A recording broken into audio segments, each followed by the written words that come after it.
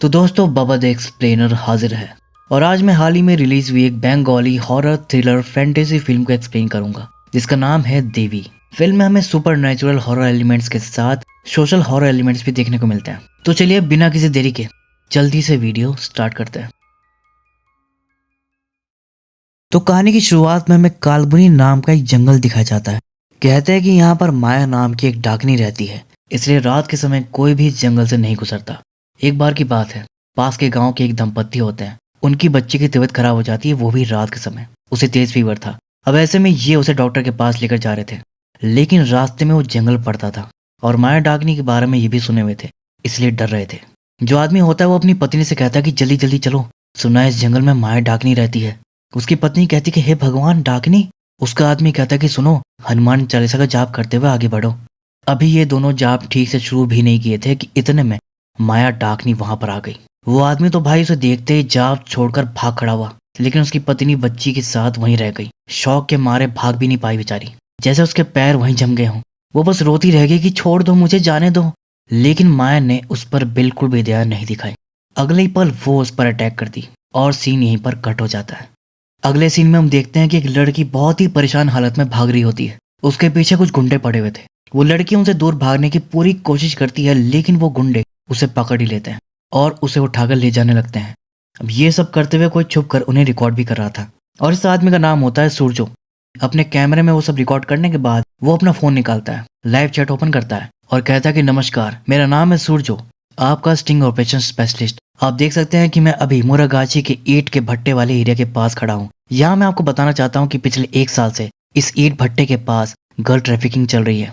यहाँ पहुंचकर ये सब रिकॉर्ड करना बहुत रिस्की है। बाकी आप लोग जुड़े रहिए रेड अलर्ट ब्लॉग चैनल पर आगे की अपडेट्स के लिए। इसके बाद वो लाइव स्ट्रीम बंद कर देता है और अब वो कैमरा लेकर ऊपर चढ़ जाता है, वहां से उन्हें रिकॉर्ड कर रहा था। अब हम देखते हैं कि यहाँ पर पहले से कई लड़कियों को पकड़ के रखा हुआ था और फिर ये उस लड़की को भी यहाँ लेकर आते हैं जिसे असल में ये पहले ही पकड़े हुए थे, लेकिन वो कैसे भी करके भाग गई थी और ये उसे दोबारा पकड़ के लाए हैं। इन गुंडों का जो बॉस था ना, वो पूछता है कि लड़की भागी कैसे, इसे डोज नहीं दी थी क्या?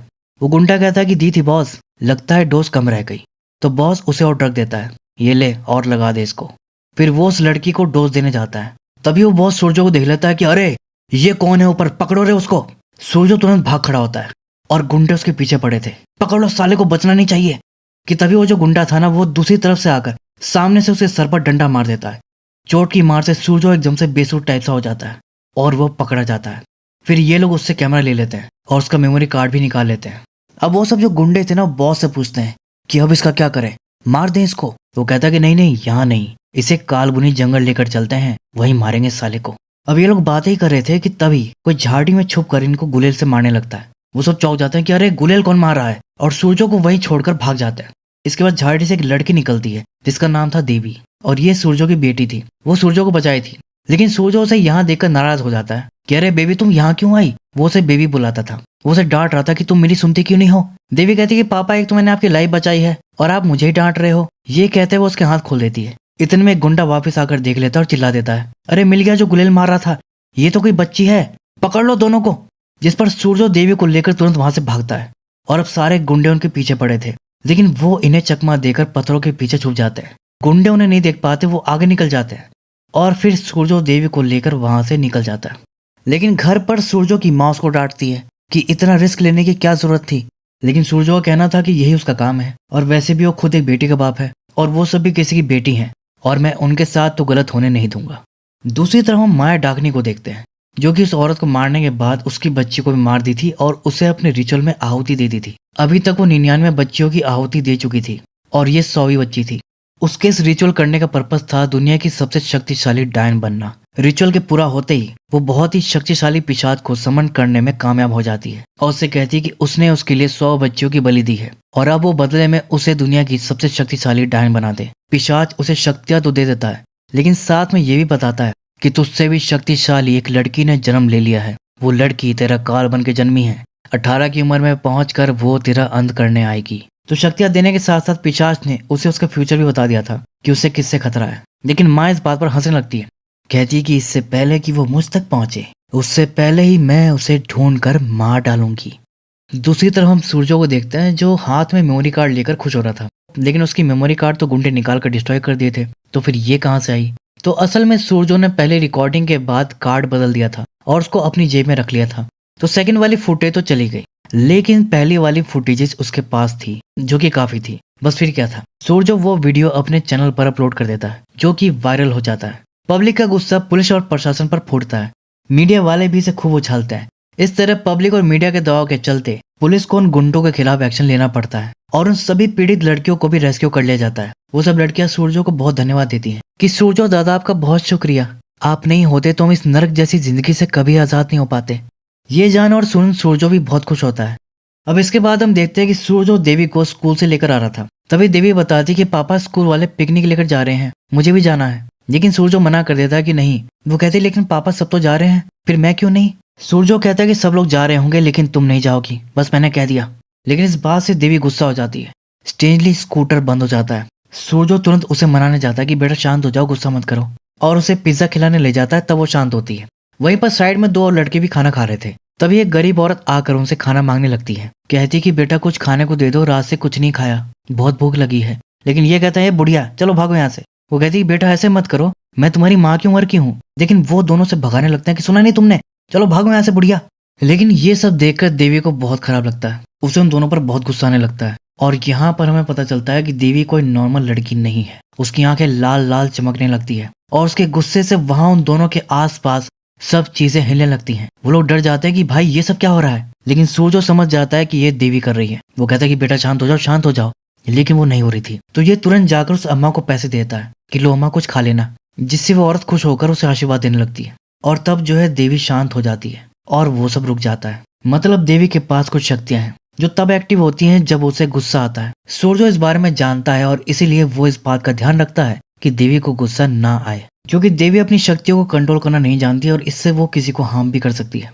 खैर अब एक दिन क्या होता है कि देवी से गलती से उसकी परदादी का चश्मा टूट जाता है, जिस पर परदादी उसे खूब सुनाती है। तभी सूरजो आकर कहता है कि अरे दादी उसे कुछ मत कहिए, मैं आपके लिए नया चश्मा ले आऊंगा। लेकिन परदादी बहुत गुस्से में थी, वो उसको भी उल्टा सीधा सुना देती है, ताना मार देती है। जिससे देवी ये बोल देती है कि आप बहुत बुरी हो, कितना कड़वा बोलती हो, आपकी बोली किसी कौवे की आवाज की तरह चुभती है, और नाराज होकर चली जाती है। फिर सूरजो उसे मनाने जाता है। इधर सूरजो की माँ कहती है कि अरे आपको ऐसे नहीं डांटना चाहिए था, वो बच्ची ही तो है। जिस पर ये फिर कुछ बोलने के लिए अपना मुंह खोलती है, लेकिन इस बार मुंह से कौवे की आवाज आती है, काव काव। फिर वो जब भी बोलती कौवे की आवाज आती, जैसे उनकी आवाज कौवे जैसी बोलकर अनजाने में देवी ने उन्हें कर्ज कर दिया हो। दूसरी तरफ सूरजो देवी को देखने जाता है तो बहुत गुस्से में थी।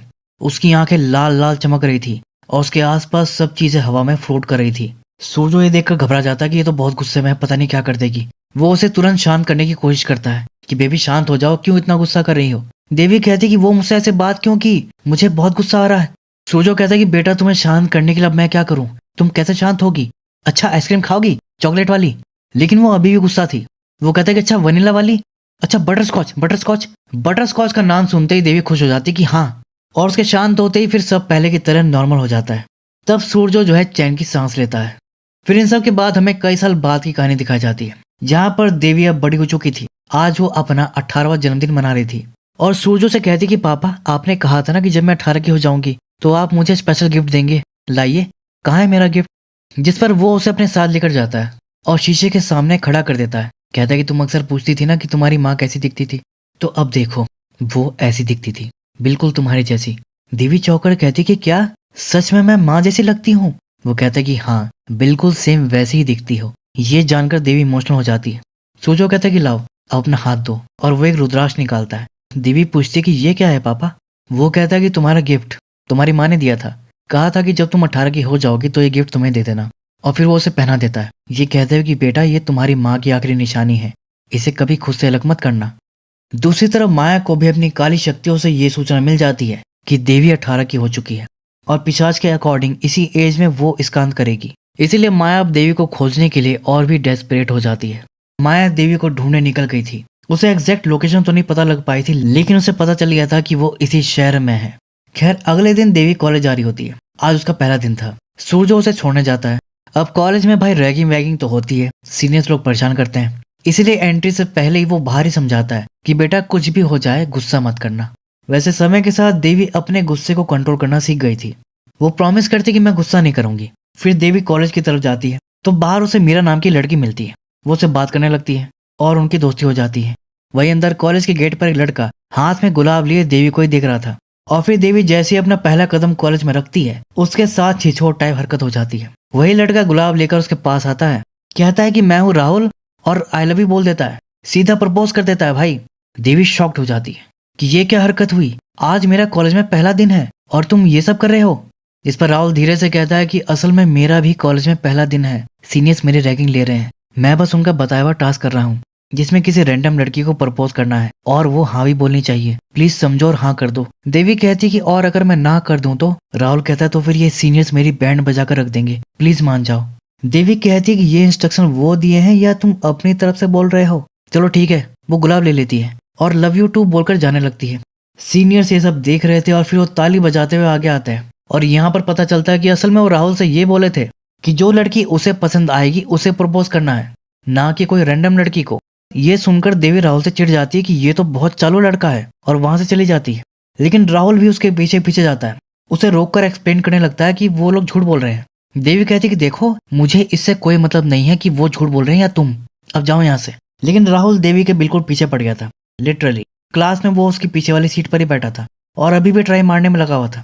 तभी क्लास में टीचर आता है। अब पहले दिन पढ़ाई वढ़ाई तो होती नहीं है, वैसे ही बातें चल रही थी और बच्चे सब बीसी कर रहे थे। रही बात देवी की तो वो टीचर का स्केच बना रही थी और टीचर उसे देख लेता है कि लड़की तुम क्या कर रही हो कॉपी में। तो देवी झूठ बोल देती है कि वो नोट्स बना रही है। तो कॉपी ले लेता है कि दिखाओ। देवी तो आंख बंद कर लेती कि अरे पकड़ी गई, लेकिन ऐसा होता नहीं। टीचर को ड्राइंग की जगह नोट्स ही दिखता है। वो उसकी तारीफ करता है कि वाह नोट्स तो बहुत बढ़िया बनाया तुमने। ये सुन देवी चौंक जाती कि है। टीचर से कॉपी लौटा देता है और फिर वो कॉपी खोलकर देखती है तो वो स्केच ही था, लेकिन टीचर को नोट्स दिखा उसमें। वो सोचती कि ये कैसे हुआ। अब देवी के पास शक्तियां थी ना, ये उससे हुआ था, लेकिन देवी अभी अपनी शक्तियों से प्रॉपर अवेयर नहीं है। फिर कॉलेज के बाद जब देवी घर जाती है तो वो अपने पापा से सब शेयर करती है कि कॉलेज में क्या क्या हुआ, खासकर राहुल वाला इंसिडेंट जिससे वो बहुत गुस्सा थी। कहती है कि बताओ, ना जान ना पहचान, सीधा आया और आई लव यू बोल दिया, बदतमीज। मुझे तो बहुत गुस्सा आया, वो तो मैंने बस कैसे भी कंट्रोल कर लिया उस समय। सोचो कहता है कि बेटा अब क्यों गुस्सा कर रही हो, शांत हो जाओ। उसे शोल्डर मसाज देने लगता है। देवी कहती है हाँ अब अच्छा लग रहा है। चीजो कहता है चलो अच्छा है, अब तुम जाकर सो जाओ। इसके बाद देवी अपने रूम में चली जाती है सोने के लिए। इसी दौरान क्या होता है कि देवी का वो जो रुद्राक्ष था ना वो निकल जाता है और दूसरी तरफ माया जो देवी को ढूंढ रही थी उसे तुरंत सिग्नल टाइप से मिलने लगता है। इसका मतलब ये हुआ कि वो रुद्राक्ष देवी को प्रोटेक्ट कर रहा है, जिससे माया देवी तक पहुंच नहीं पा रही थी। लेकिन अब वो उतर गया है तो वो अपनी पावर से उसका पता लगाते हुए सही डायरेक्शन में जाने लगती है। लेकिन रास्ते में कुछ छिछोरे लोग उसको देख लेते हैं और छेड़ने लगते हैं, उसका रास्ता रोक लेते हैं। माया उनसे नॉर्मली कहती है कि देखो मुझे जाने दो, लेकिन जब वो नहीं मानते चाकू वाकू निकाल लेते हैं। तो माया एक लड़के पर अपनी पावर का यूज कर देती है, बस उसके सर पर अपना हाथ रखती है, जिससे अगले ही पल उसके सर से खून निकलने लगता है। उसका शरीर मोम की तरह गलने लगता है और देखते ही देखते खत्म हो जाता है और एंड में खून और मांस के रूप में गाढ़ा लिक्विड जैसा ही कुछ बचता है। ये देखकर सारे गुंडों की हालत हो गई खराब। वो भागते तुरंत वहां से। इसी के पैलर में उधर सूर्य देख लिया था कि देवी रुद्राक्ष गिराकर चली गई है, तो ये उसके रूम में जाकर उसे वापस पहना देता है। यानी ये सब जानता है कि देवी के पास शक्तियां कहाँ से आई हैं, उसे किससे खतरा है और ये रुद्राक्ष उसकी रक्षा के लिए है। अब देवी ने वो फिर से पहन लिया था तो अब वो माया की शक्तियों की रेंज से दोबारा बाहर हो गई थी, जिससे माया को अब सही लोकेशन पता नहीं लग पा रही थी और इससे अब वो फ्रस्ट्रेट हो जाती है और फिर गुस्से में वो उन्हीं गुंडों को मारने जाती है। फिर इन सब के बाद हम देखते हैं कि राहुल देवी के पीछे बिल्कुल हाथ मुंह धोकर पड़ गया था। कॉलेज में हर जगह वो उसे फॉलो करता था, किसी न किसी बहाने से उसे बात करने की कोशिश करता था, लेकिन देवी उसे बिल्कुल भी भाव नहीं दे रही थी। एक दिन तो हद हो गई, वो देखी कि भाई ये तो घर तक पहुंच गया और उसे पता चलता है कि उसके पापा उसको बुलाए थे। कहते हैं कि बेटा ये राहुल है, एडिटिंग वगैरह बढ़िया कर लेता है, तो मैंने इसे अपनी व्लॉग टीम में रखा है। तो इस बहाने से अब उसका घर में आना जाना भी हो गया। इसी तरह वो लगा रहा। धीरे धीरे देवी भी उसे पसंद करने लगी, दोनों के बीच अब बातें होने लगी, घूमना फिरना हुआ और फिर मौका देकर एक दिन ये उसको प्रपोज कर दिया और वो एक्सेप्ट भी कर लेती है और इस तरह इन दोनों की लव स्टोरी शुरू हो जाती है। अब इन्हीं सब के बीच कई बार देवी का रुद्राक्ष उतरता था, जिसे कई बार उसके पिता या खुद राहुल लाकर उसे पहनाता था। लेकिन इससे क्या हुआ कि माया को कई मौके मिले और धीरे धीरे वो देवी के काफी करीब पहुंच गई, उसके कॉलेज तक। और फिर अगले दिन टीचर आकर अनाउंस करते हैं कि बच्चों आज एक न्यू लेक्चरर ने टीम को ज्वाइन किया है, मिस माया। जिसके बाद माया आती है टीचर बनके। वो सभी स्टूडेंट्स को देखती है, देवी को भी, लेकिन अभी उसे नहीं पहचान पाती क्योंकि वो रुद्राक्ष पहने हुई थी। लेकिन माया सोच रही थी कि मैं जल्दी ही उस लड़की को ढूंढ निकालूंगी। खैर अब क्लास खत्म करके जब देवी अपनी दोस्त मीरा के साथ बाहर आती है, तभी पीछे से 3 सीनियर लड़के आकर मीरा को परेशान करने लगते हैं। मीरा तो चुप रहती है और जब देवी पलटकर उन्हें जवाब देने लगती है तो वो उसे भी रोक देती है, कहती है नहीं उनसे मत उलझो। उसका कहना था कि वो जो ग्रीन शर्ट वाला था ना वो जिक्की है, उसका भाई बहुत बड़ा बिजनेसमैन है, कॉलेज में सब उससे डरते हैं। देवी कहती कि अरे तो होगा उसका भाई कहीं का बिजनेसमैन, मैं क्यों डरूं उससे या उसके भाई से। देवी की बात सुनकर जिक्की भी उससे बदतमीजी करने लगता है, लेकिन तभी राहुल ये देख लेता है और वो बीच में आ जाता है। इतने में दोनों लड़ने भी लगते हैं, कॉलर वॉलर पकड़ लेते हैं दूसरे का। लेकिन तभी टीचर माया आ जाती है। वो कहती है क्या चल रहा है ये सब। जिक्की को भी डांट देती है कि ये कॉलेज है, तुम्हारे भाई का क्लब नहीं है, और हाँ आज के बाद मैं तुम्हें किसी जूनियर लड़की के साथ बदतमीजी करते ना देख लूं। आई बात समझ में, चलो जाओ अपनी क्लास में। फिर वो कुछ नहीं बोलता, चुपचाप चला जाता है। फिर रात में डिनर करते वक्त देवी सबको जिक्की वाले इंसिडेंट के बारे में बता रही थी। उसका कहना था कि वो ऐसे कैसे मनमानी कर सकता है, उसका कुछ तो करना पड़ेगा। लेकिन सबका ये कहना था कि भाई इसमें कोई क्या ही कर सकता है, जिससे देवी नाराज हो जाती है और बीच में उठकर चली जाती है बालकनी की तरफ। तभी वो देखती है कि नीचे मीरा खड़ी थी। वो कहती कि अरे मीरा, वहां नीचे क्यों खड़ी हो, आओ ऊपर आओ। लेकिन वो कुछ नहीं बोल रही थी। फिर यही नीचे जाती है। वो देखती है कि मीरा बहुत परेशान सी थी। देवी पूछती है कि क्या बात है मीरा। मीरा कुछ बताना चाह रही थी लेकिन उससे बोला नहीं जा रहा था। देवी वो यही करती रह गई। तभी इतने में देवी के पापा आ गए, वो उसे आवाज लगाने लगे। तो देवी जाकर बताती है कि पापा मीरा आई है।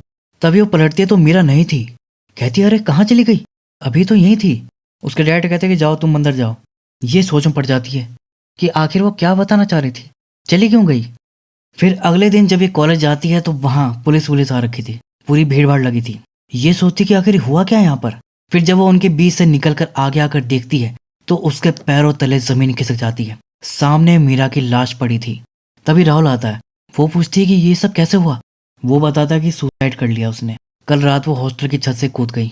देवी कहती कि अरे कल रात ही तो वो मुझसे मिलने आई थी, कुछ बताना चाह रही थी। राहुल कहता है कि क्या, ये कैसे हो सकता है, 6 बजे तो हॉस्टल का गेट बंद हो जाता है, वो कैसे आ सकती है। देवी कहती लेकिन वो आई थी 10:30 बजे।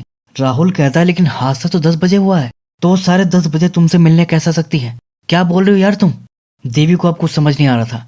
वो बेंच पर बैठकर रोने लगती है कि मेरी एक ही दोस्ती वो भी चली गई। तभी माया उसके पास आती है, उसे समझाती कि मीरा का सिर्फ शरीर खत्म हुआ है लेकिन आत्मा नहीं, वो कहीं नहीं गई, वो यहीं कहीं है हमारे आसपास। तब देवी को ध्यान आता है तो मतलब रात में जो आई थी वो मीरा की आत्मा थी। ये सब वो माया को भी बता देती है। मैडम कल रात को मैंने मीरा को देखा था, तो क्या वो उसकी आत्मा थी, मीरा की आत्मा मुझसे मिलने आई थी। और रोने लगती है। लेकिन ये बात जानकर माया को देवी पर शक हो गया था कि अरे ये लड़की तो आत्माओं को देख सकती है, कहीं यही वो लड़की तो नहीं।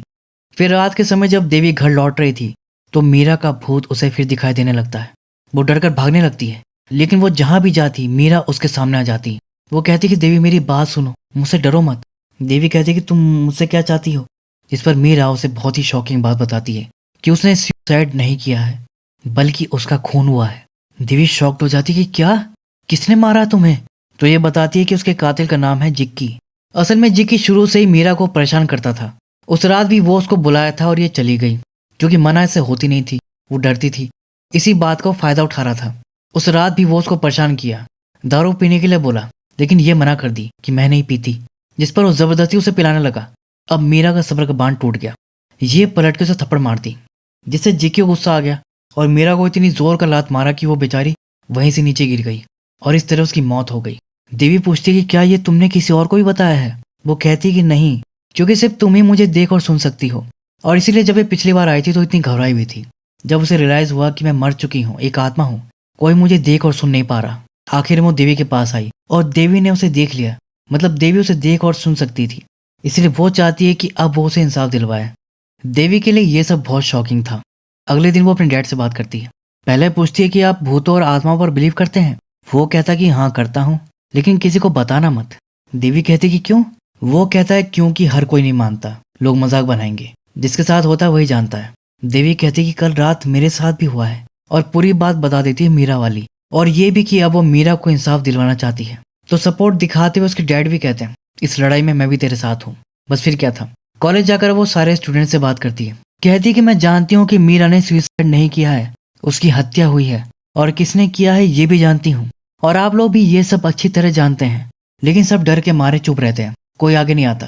तभी माया आकर उन्हें मोटिवेट करती है कि अगर आज आप लोग चुप रहे, उसे अभी रोका नहीं गया, तो कल ये आप में से भी किसी के साथ हो सकता है। तब जाकर ये लोग आगे आते हैं। मतलब डाकनी यहाँ पर अच्छा काम कर रही है। फिर वो सबको लेकर पुलिस स्टेशन जाती है जिक्की के खिलाफ एफआईआर करवाने, लेकिन बिना सबूत के पुलिस एफआईआर करने से मना कर देती है। और जिक्की के खिलाफ तो करने से बिल्कुल मना कर देती है क्योंकि उसका भाई बड़ा बिजनेसमैन और गुंडा जो ठहरा। तो अब ये लोग फिर सोशल मीडिया का सहारा लेते हैं जहाँ पर सूरजो का व्लॉग चैनल काम आता है, जिसमें वो मीरा सुसाइड केस पर खुलासा करते हुए बताता है कि मीरा ने सुसाइड नहीं किया है, उसका मर्डर हुआ है। और पूरा कॉलेज जानता है कि ये बिजनेसमैन आतिन विश्वास के भाई जिक्की ने किया है। जब तक उसके खिलाफ एक्शन नहीं होता हम लोग प्रोटेस्ट करते रहेंगे। फिर इनका प्रोटेस्ट चालू हो जाता है। जस्टिस फॉर मीरा और वी वांट जस्टिस के नारे लगाए जाते हैं। मीरा की आत्मा भी वहीं आसपास ही थी, इस उम्मीद में कि अब उसे न्याय मिल जाएगा। लेकिन दूसरी तरफ जिक्की पर कोई फर्क नहीं पड़ता। वो तो हंस रहा था क्योंकि उसे पता था कि कुछ नहीं होने वाला। 5-10 दिन लोग चिल्लाएंगे फिर भूल जाएंगे। लेकिन प्रोटेस्ट नहीं रुकता बल्कि वायरल हो जाता है। मीडिया वाले भी अब इसे कवर करने लगते हैं और प्रेशर में आकर पुलिस को एक्शन लेना पड़ता है और आखिरकार जिक्की को अरेस्ट कर लिया जाता है। ये बात जब उसके भाई अतिन को पता चलती है तो सीधा गुस्से में ऑफिसर को कॉल करता है और कहता है कि तेरी हिम्मत कैसे हुई मेरे भाई को हाथ लगाने की, हाथ काट दूंगा तेरे। ऑफिसर कहता है सर ऊपर से ऑर्डर है, मैं कुछ नहीं कर सकता। जो लड़की केस फाइल की है वही कुछ कर सकती है, उसका नाम है देवी। फिर शाम के वक्त देवी, उसके डैड और राहुल प्रोटेस्ट करके लौट रहे थे, तभी गुंडे उन्हें घेर लेते हैं। वो हॉकी ले रखे थे। ये देख तीनों वहां से भागने लगते हैं, लेकिन सूरज और राहुल को गुंडे पकड़ लेते हैं। फिर सामने से कार आकर रुकती है जिसमें से अतिन निकलता है। देवी समझ जाती है कि गुंडे यही भेजा है। अतिन कहता है कि अच्छा तो तू है वो मिस देवी, मेरे भाई के खिलाफ एफआईआर करने वाली, चलो एफआईआर वापस लो। लेकिन वो मना कर देती कि नहीं, कि तुम्हारा भाई राक्षस है, मैं उसे सजा दिलवा कर रहूंगी। जिस पर यह कहता कि अरे घर वालों ने तुम्हारा नाम देवी का रख दिया, तुम तो खुद को भगवान समझने लगी। देवी कहती कि मैं ऐसा कुछ नहीं समझ रही, मुझे पता है कि मैं एक साधारण लड़की हूँ और मैं कानून भी जानती हूँ। तुम्हारे भाई ने क्राइम किया है तो उसे सजा मिलेगी। जिस पर अतिन हंस देता है कि लगता है तुम ज्यादा फिल्में वगैरह देखती हो, रियल में ऐसा कुछ नहीं होता और ना कोई हीरो तुम सबको बचाने आएगा। फिर वो चला जाता है और गुंडे उन पर अटैक कर देते हैं, जिस दौरान देवी के हाथ पर भी लाठी लग जाती है। देवी के डैड और राहुल गुंडों से लड़ने की कोशिश कर रहे थे, लेकिन वो सिर्फ 2 थे और वो भी नियत थे, इसलिए मार खा जाते हैं। इसी दौरान सूरजो के सर पर डंडा लगता है और ये सब होते हुए माया पेड़ के पीछे से देख रही थी क्योंकि उसे देवी पर शक हो गया था। और इधर जब देवी देखी कि उसके डैड को चोट लग गई है तो उसे बहुत गुस्सा आने लगता है। अभी तक वो जितना गुस्सा कंट्रोल कर रखी थी वो सब एक साथ फूट पड़ता है। देखते ही देखते वो बहुत भयानक रूप ले लेती है। उसकी आंखें लाल लाल चमकने लगती हैं। गुंडे उसे देखकर डर जाते हैं कि भाई ये क्या है। इतने में वो अपनी पावर से उन गुंडों पर अटैक कर देती है। राहुल भी उसे देखकर चौंक जाता है कि ये देवी को क्या हो गया है। रही बात माया की तो वो भी सब देख ली थी और उसका शक यकीन में बदल गया था कि यही वो लड़की है, मेरा काल।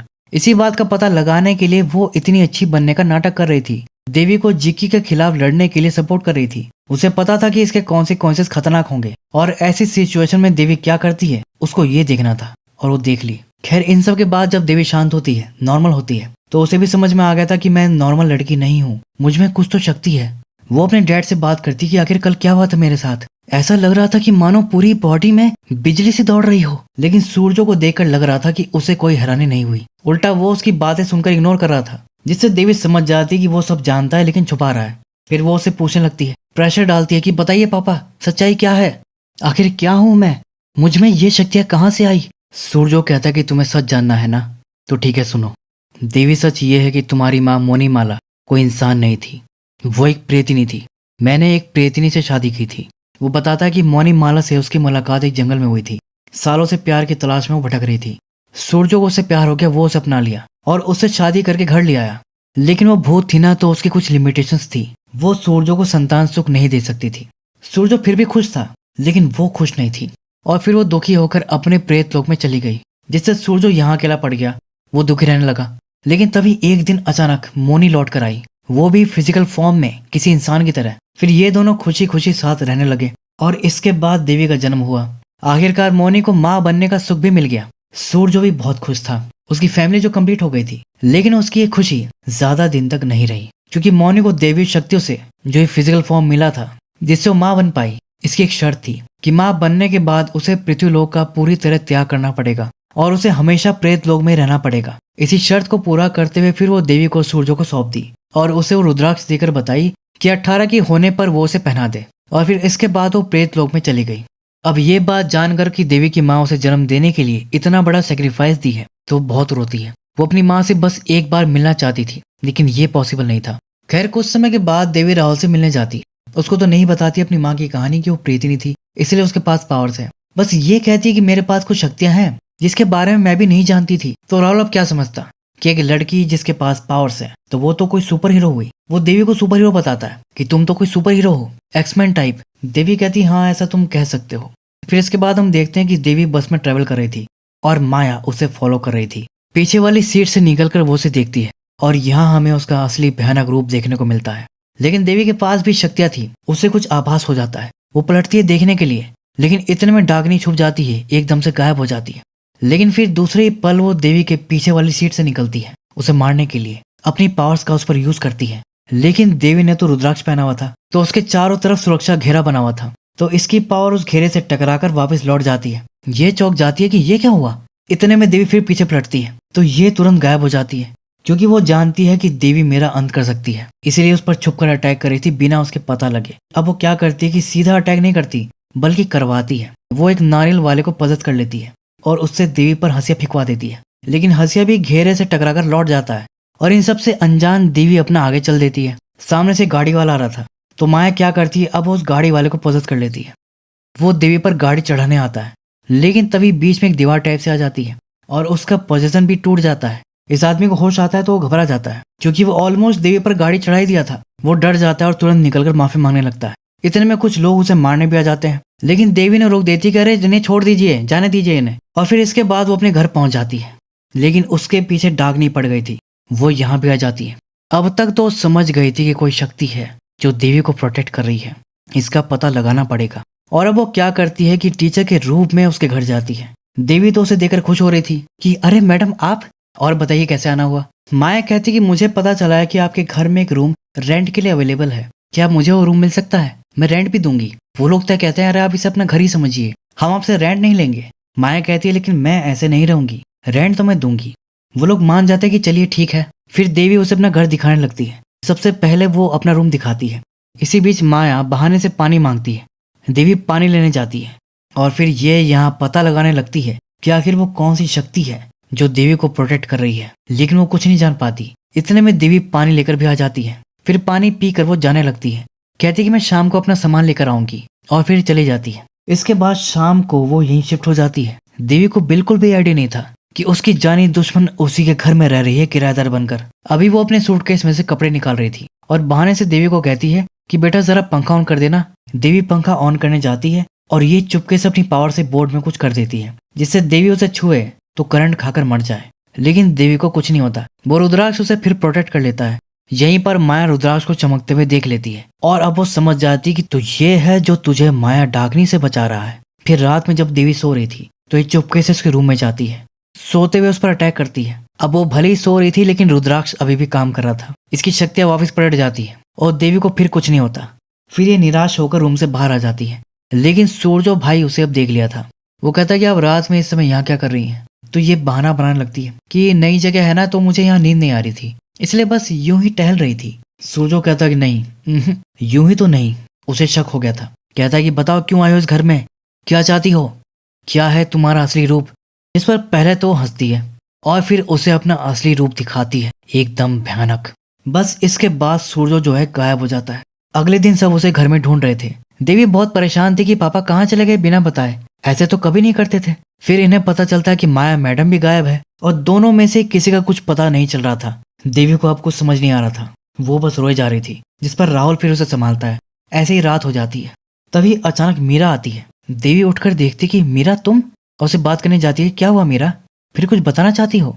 वो कहती कि तुम्हारे पापा मुसीबत में है, उन्हें माया ले गई है। ये कहती कि लेकिन तुम्हें कैसे पता? अब वो भूत थी ना, तो वो सब जानती थी और देवी को सब बता देती है माया के बारे में। तभी राहुल आकर कहता कि देवी तुम किससे बात कर रही हो? वो कहती कि अभी इसका समय नहीं है, माया पापा को ले गई है। राहुल कहता कि माया टीचर, लेकिन क्यों, वो ऐसा क्यों करेगी? ये कहती कि टीचर नहीं, माया डाकनी, वो यहाँ मुझे मारने आई थी, लेकिन ऐसा नहीं कर पाई तो पापा को ले गई, हमें उन्हें बचाने जाना होगा। राहुल पूछता है लेकिन कहाँ? ये बताती है कलबुनी का जंगल, वो वहीं रहती है। बस फिर क्या था, अब ये दोनों सीधा कलबुनी के जंगल जाते हैं। किसी तरह वो माया के अड्डे तक पहुंचते हैं, जहां माया ने उसके डैड को पेट से बांध रखा था। साथ में उसके कुछ फॉलोअर्स तांत्रिक भी थे। देवी को देखते ही माया की आंखें चमक उठती है। कि इसी मौके का तो मुझे इंतजार था। देवी कहती छोड़ दो मेरे पापा को। माया कहती कि अपने बाप की जिंदगी चाहती है तो ये रुद्राक्ष उतार कर वहां आग में डाल दे। सूरज बोलता रहा कि नहीं बेटा ऐसे मत करना, इसकी बात मत मानना। लेकिन देवी मजबूर थी, वो रुद्राक्ष निकालकर आग में डाल देती है, जिससे माया बहुत खुश होती है। कहती कि ये तो जश्न का मौका है, अरे मेरे खून का कटोरा लेकर आओ। लेकिन तभी राहुल चुपके से आकर सूरजो को छुड़ा देता है। फिर ये दोनों माया के तांत्रिकों से लड़ने लगते हैं, उन्हें हरा भी देते हैं। इसके बाद सूरजो आग से रुद्राक्ष निकाल कर लाता है देवी को पहनाने, लेकिन वो जल चुका था। जिस पर माया हंसती और कहती कि अब तू गई लड़की, और उसे त्रिशूल मारने आती है। लेकिन उसे बचाने के लिए सूरजो खुद सामने आ जाता है, त्रिशूल उसको लग जाता है। फिर देवी अपने पापा को लेकर बैठी रो रही थी। पापा उठिए, क्या हो गया है आपको? आप मुझे ऐसे छोड़कर नहीं जा सकते, प्लीज उठिए। और इसी बात का फायदा उठाकर माया उस पर अटैक करने आती है। लेकिन तभी पीछे से राहुल जो है वो उस पर अटैक करने आता है। लेकिन शायद इसके पीछे भी आंखें थी, उसे पता चल जाता है। वो पहले उसका हाथ पकड़ लेती है, पहले वो उसी पर अटैक करके उसे दूर फेंक देती है। वो वहीं बेहोश हो जाता है। फिर वो देवी से कहती कि तेरे हाथों से मेरी नहीं बल्कि मेरे हाथों से तेरी मौत निश्चित है अब। फिर वो उस पर अपना सबसे पावरफुल अटैक करती है, लेकिन शॉकिंगली कोई प्रोटेक्शन लेयर फिर से देवी को बचा लेती है। माया चौंक जाती है कि ये क्या, अब तो उसके पास रुद्राक्ष भी नहीं है, फिर से कौन बचाया? तो इस बार उसे उसकी माँ बचाई थी, वो यहाँ आ गई थी। फिर वो माया को चैलेंज करती है, लेकिन माया भी तैयार थी। मुनि माया पर अटैक करती है, लेकिन माया उसे बराबर की टक्कर दे रही थी। और फिर वो हंस के कहती है कि मुझे कोई नहीं मार सकता। लेकिन शायद वो भूल गई थी कि देवी भी वहीं पर थी और वो उसे मार सकती थी। इस पॉइंट पर देवी प्रेतनी में ट्रांसफॉर्म हो जाती है और वो माया को मारने आती है। ये देख माया उस पर अटैक करने के लिए मंत्र पढ़ने लगती है, लेकिन तभी देवी उसका गला पकड़ लेती है और अपनी पावर से उसे खत्म कर देती है। इसके बाद तो फिर से नॉर्मल हो जाती है। अब वो अपनी माँ को देखती है और रोने लगती है कि माँ आप आ गई, देखिए ना पापा को क्या हो गया है, वो कुछ बोल नहीं रहे।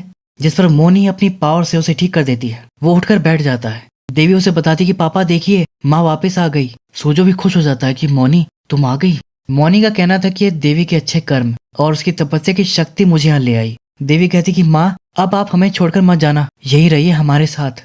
लेकिन मोनी का कहना था कि वो यहाँ नहीं रुक सकती, उसे जाना होगा, यही उसकी नियति है और देवी की भी। देवी का जन्म लेना, माया का अंत करना, ये सब एक तरह की प्रोफेसी थी जिसमें वो बस एक भागीदार थी। ये सब दैवीय शक्तियों की इच्छा से हुआ था। मतलब मोनी और सूरजो का मिलना, उनकी शादी, फिर मोनी को माँ बनने के लिए एबल बनाना, देवी को जन्म देना, सब दैवीय शक्तियों की इच्छा से हुआ था। और अभी देवी का कर्तव्य यही खत्म नहीं हुआ है, उसे अभी और काम करने हैं। ये बताकर और आशीर्वाद देकर फिर वो चली जाती है और फिर देवी बहुत रोती है। फिर कुछ टाइम के बाद हम देखते हैं कि सूरज और राहुल छत पर बैठकर अपने चैनल के बारे में कुछ बातें कर रहे थे। तभी उन्हें कॉल आता है। वो बताते हैं कि हमारे गांव में एक इवल एंटिटी ने आतंक मचा रखा है, हमारी मदद कीजिए।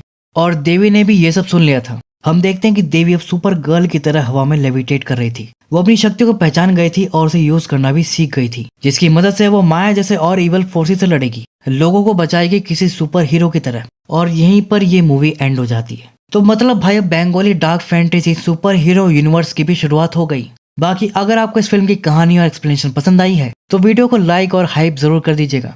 इससे वीडियो की रीच बढ़ेगी और ज्यादा लोगों को पता चलेगा कि भाई बंगाली इंडस्ट्री में भी ऐसा कुछ बन रहा है। खैर तो आज के लिए इतना ही। मैं अब आपको मिलता हूँ अगली वीडियो में। तब तक के लिए take care and keep watching.